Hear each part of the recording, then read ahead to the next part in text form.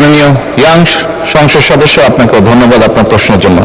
আপনি নিজেও সাক্ষী, আপনার নির্বাচনী এলাকাতেও আপনাকেও মহিলারা ঘিরে ধরেছিল ফ্যামিলি কার্ড পাওয়ার জন্য। আপনি উত্তরে বলেছেন যে এই মুহূর্তে ফ্যামিলি কার্ড সরকার দেবে, আপনি চেষ্টা করবেন তাদেরকে ফ্যামিলি কার্ড ডিস্ট্রিবিউট করার জন্য।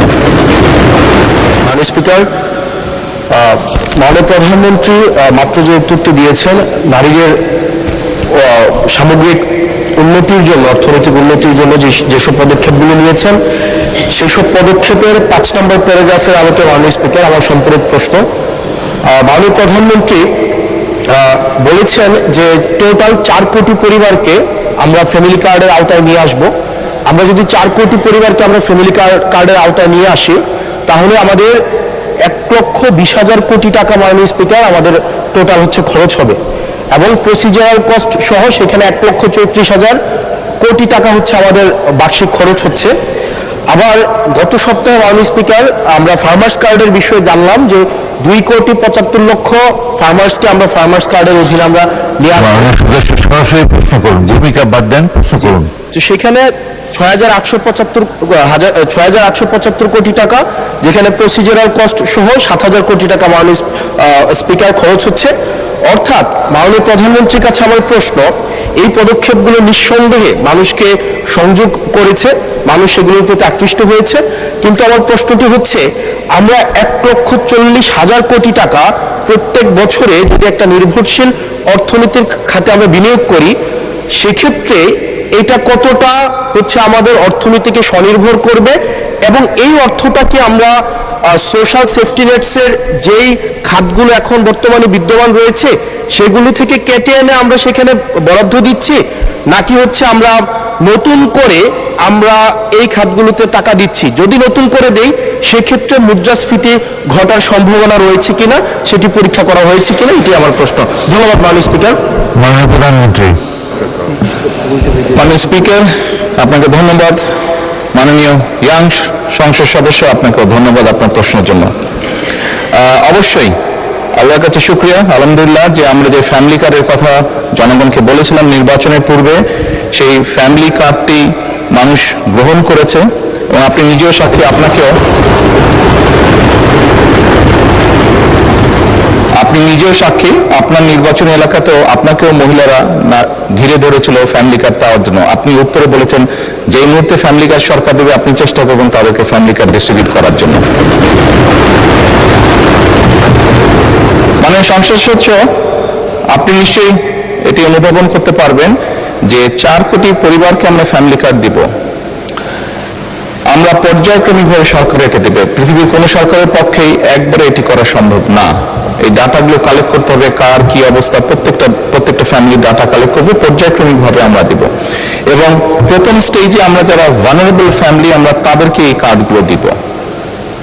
কাজেই ধীরে ধীরে আমরা বাজেটটি তৈরি করব, এবং ধীরে ধীরে আমরা কার্ড দেওয়ার সংখ্যাটা ধীরে ধীরে আমরা বাড়াবো, এবং সেজন্যই আমরা মনে করি আমাদের যে সব হিসাব নিকাশ করেছি আমরা, তাতে করে বাজেটের উপরে কোনো চাপ পড়ার তেমন কোনো কারণ নেই। এটি গেলে 1 নম্বর।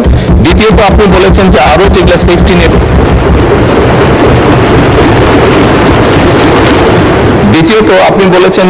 যেগুলো social security safety net program আছে সেগুলোর সাথে কনফ্লিক্ট করবে কিনা।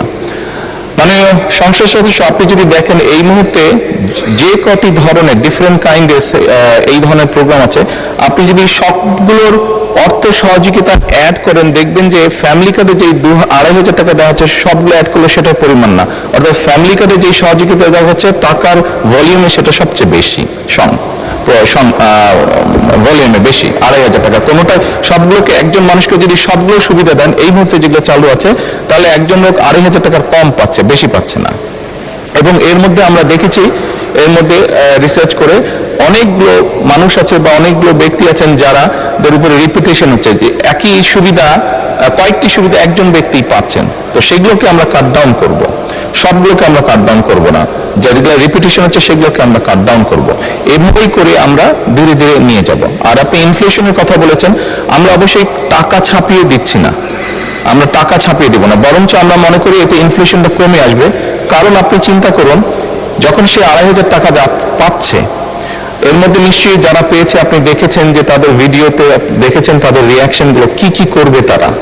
কেউ বলেছে জামা কাপড় কিনবে, কেউ বলেছে বইয়ের বাচ্চার জন্য বই কিনবে, কেউ বলেছে ফ্যামিলির প্রয়োজনীয় জিনিস ক্রয় করবে। তার মানে আপনি দেখুন যেই মানুষগুলো পাচ্ছে এরা কিন্তু কোনো ব্র্যান্ডেড জিনিস ব্যবহার করে না। আমরা সবাই একটু এফোর্ড করতে বলে যে ব্র্যান্ডেড বিদেশি জিনিস ব্যবহার করি, এই মানুষগুলো কিন্তু যেসব জিনিস ব্যবহার করে সেগুলো কিন্তু তাদের প্রয়োজনীয় জিনিস ব্যবহার করে, এবং তারা যে জিনিসগুলো ব্যবহার করে অধিকাংশই দেশীয় কলকারখানা দেশেই উৎপাদিত হয়।